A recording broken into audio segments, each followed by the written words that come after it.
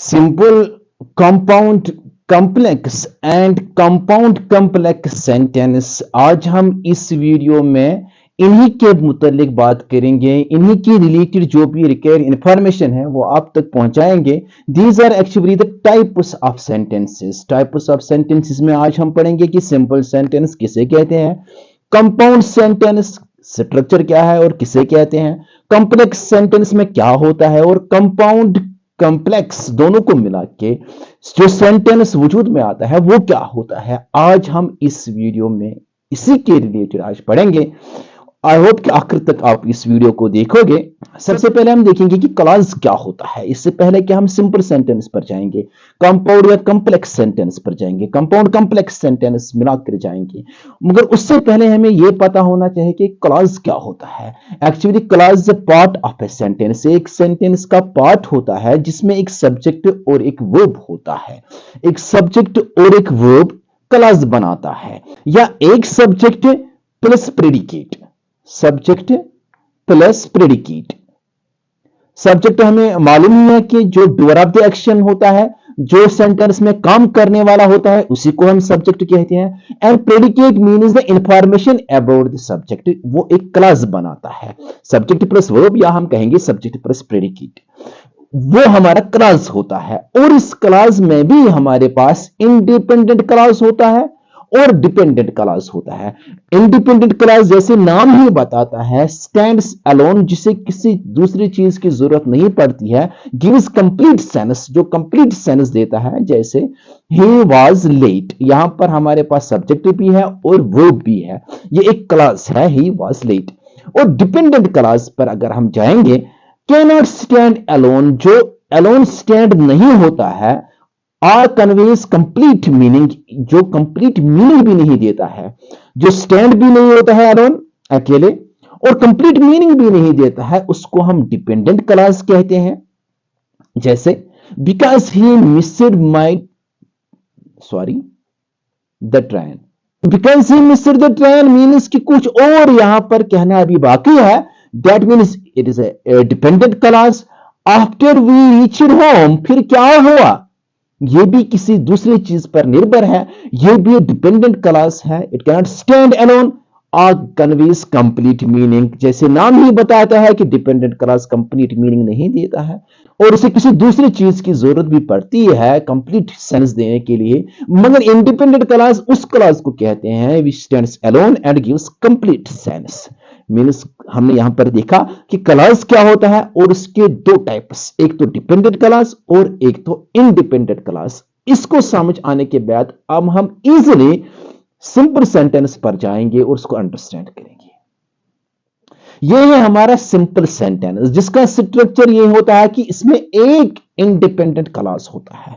जिस सेंटेंस में एक इंडिपेंडेंट क्लॉज होता है, सब्जेक्ट प्लस प्रेडिकेट क्लॉज होता है, मगर वो क्लॉज इंडिपेंडेंट होना चाहे, उसी को हम सिंपल सेंटेंस कहते हैं। मीन्स कि सिंपल सेंटेंस में एक सब्जेक्ट होता है और एक वर्ब होता है, क्योंकि एक सब्जेक्ट प्लस एक वर्ब ही हमारा क्लॉज बनाता है। जिसमें एक ही सब्जेक्ट एक ही क्लॉज वर्ब आता है, उसको हम सिंपल सेंटेंस कहते हैं। मीन्स कि एक क्लॉज वाले वो भी इंडिपेंडेंट, एक क्लॉज वाले वो भी इंडिपेंडेंट को हम सिंपल सेंटेंस कहते हैं। हमारे पास एग्जांपल्स भी है। The sun looks amazing today, यहां पर एक सब्जेक्ट एक वर्ब, एक ही clause. They are going to the park, एक ही सब्जेक्ट एक ही वर्ब एक ही क्लास। आई ईट चॉकलेट, एक ही सब्जेक्ट एक ही वर्ब एक ही क्लास। सुमेरा ईट्स बिस्किट्स, एक ही सब्जेक्ट और एक ही वर्ब, मीन्स एक ही क्लास का इस्तेमाल हुआ है। इसलिए ये सारे हमारे जो सेंटेंस हमने यहां पर लिखे, ये हमारे सिंपल सेंटेंस है, क्योंकि यहां पर हमने सिर्फ एक ही क्लास का इस्तेमाल किया है, इसलिए ये सिंपल सेंटेंसेस है, जैसे नाम भी बताता है। अब आते हैं यहां पर हम कंपाउंड सेंटेंस पर। Compound sentence has more than one class, एक क्लास से ज्यादा जिसमें आए। कंबाइनड में अगर वो क्लास हम कंबाइन करेंगे किससे, कोऑर्डिनेटिंग कंजक्शन से। ये मैंने सम कोऑर्डिनेटिंग कंजक्शन यहां पर लिखे हैं, F for and nor but और येट सो। इसको हम ऐसे याद रखेंगे, F A N fan, BOYS, fan boys. ये हमारे कोऑर्डिनेटिंग कंजक्शन है। जो हमारे पास दो इंडिपेंडेंट क्लास है, अगर हमने इनको ज्वाइन करना है तो इन्हीं वर्ड्स का हमने इस्तेमाल करना है। इनको हम कोऑर्डिनेटिंग कंजक्शन कहते हैं। मींस कंपाउंड सेंटेंस में एक से ज्यादा क्लास का इस्तेमाल होता है और हम वो भी इंडिपेंडेंट यानी दो इंडिपेंडेंट क्लास को अगर हम आपस में जोड़ेंगे कोऑर्डिनेटिंग कंजक्शन से, जो रिजल्टिंग सेंटेंस वजूद में आएगा वो हमारा कंपाउंड सेंटेंस बनेगा। जैसे आई ईट चॉकलेट, ये हमारा एक क्लास है, वो भी इंडिपेंडेंट, किसी चीज पर डिपेंडेंट नहीं है, एक ही क्लास है। सुमेरा ईट्स बिस्किट्स, और सुमेरा बिस्किट्स खाती है, ये भी कंप्लीट क्लास है, वो भी इंडिपेंडेंट। दो क्लासेस को हमने किससे ज्वाइन किया? बिकॉज दे आर इंडिपेंडेंट, इसलिए कोऑर्डिनेटिंग कंजक्शन से हमने इनको ज्वाइन करना है। यहां पर हमने बट का इस्तेमाल किया है। नेक्स्ट एग्जांपल पर आते हैं। He can play the guitar, ये एक क्लास है, वो भी इंडिपेंडेंट।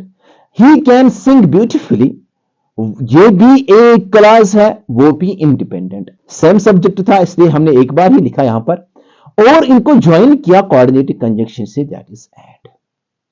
ये हमारे कुछ एग्जांपल्स है किसके रिलेटेड? कंपाउंड सेंटेंस के रिलेटेड। मींस कि कंपाउंड सेंटेंस में हमारे पास एक से ज्यादा क्लास आते हैं, वो भी इंडिपेंडेंट, और उनको हम ज्वाइन करते हैं किससे? कोऑर्डिनेटिंग कंजक्शन से। फैन बॉयज आप याद रखना, F for and, N means nor, B but, O और Y येट एंड S सो। ये है हमारा कंपाउंड सेंटेंस।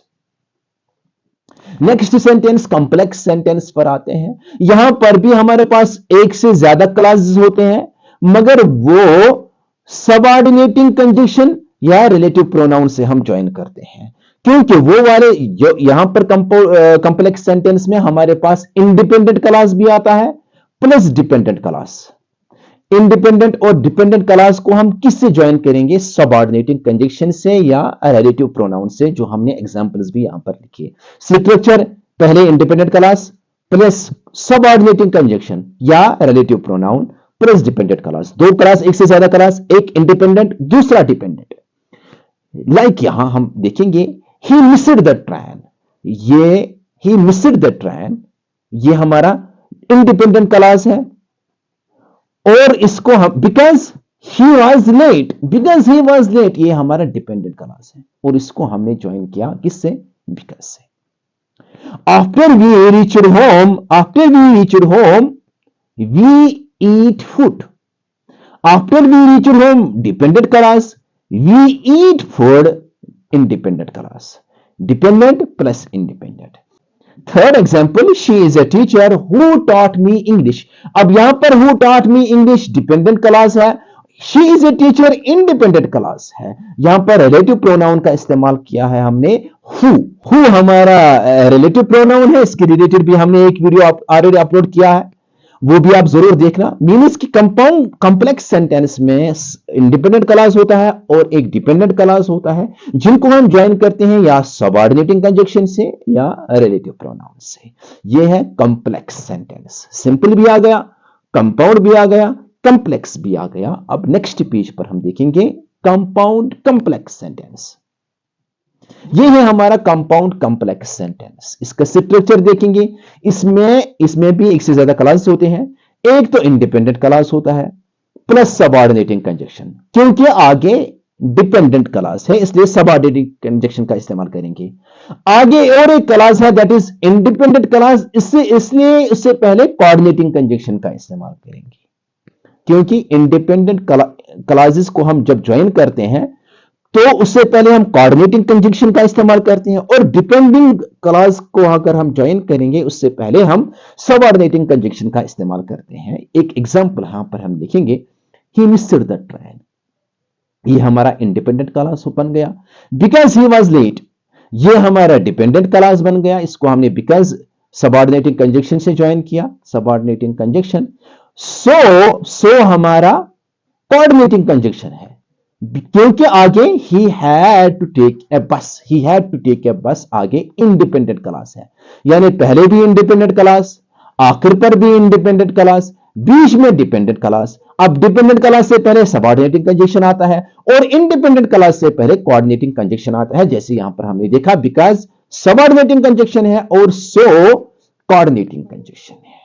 यही था हमारा आज का वीडियो, जिसमें हमने टाइप्स ऑफ सेंटेंसेस पढ़े। टाइप्स ऑफ सेंटेंसेस में भी हमने देखे कि सिंपल सेंटेंस किसे कहते हैं, कॉम्प्लेक्स सेंटेंस किसे कहते हैं, कंपाउंड सेंटेंस किसे कहते हैं, और कंपाउंड कॉम्प्लेक्स सेंटेंस भी हमने यहां पर देखा।